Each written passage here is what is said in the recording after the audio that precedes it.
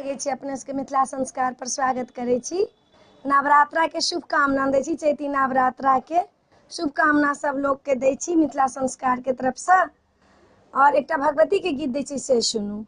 चैत के महीनमा मैया आयली अंगन माहे सोहावन लागे, पूजबानी यहाँ के चरण हे माँ सोहावन लागे, पूजबानी मैया के चरण हे माँ सोहावन लागे।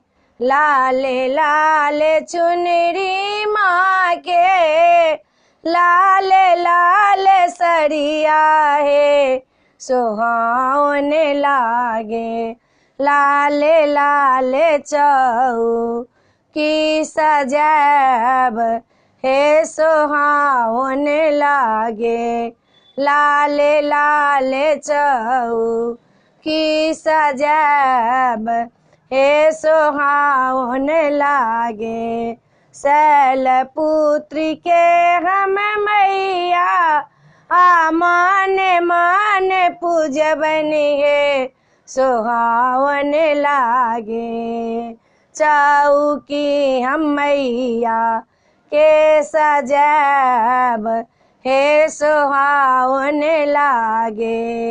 ब्रह्मचारिणी के मैया हृदय स पूजबनी हे सोहावन लागे, चौकी हम मैया के सजैब हे सोहावन लागे।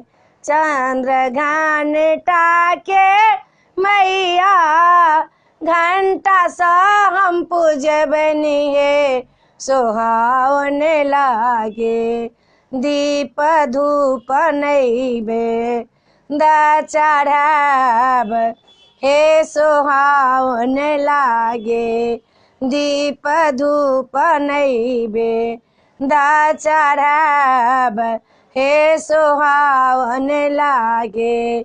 कुसमांडा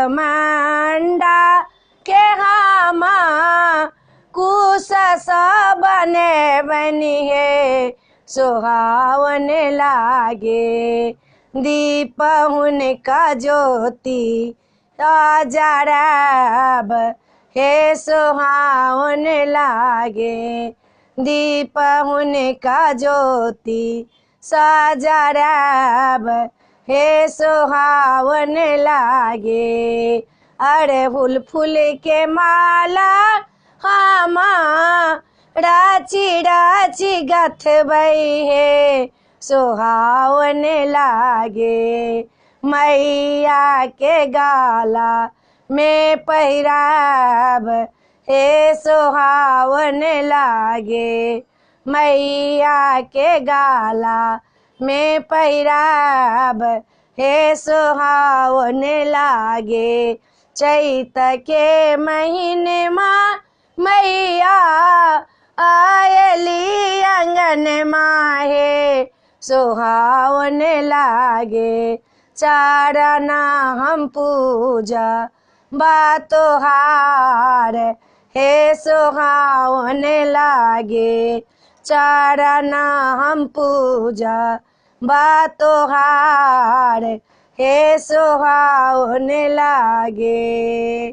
वीडियो में याद चला भगवती के गीत ये अपने सबके नीक लागत तो चैनल के सब्सक्राइब करऽ नहीं बिसरबै, जरूर सब्सक्राइब करबै आ जरूर कहबै जय माता जी जय भोला बाबा।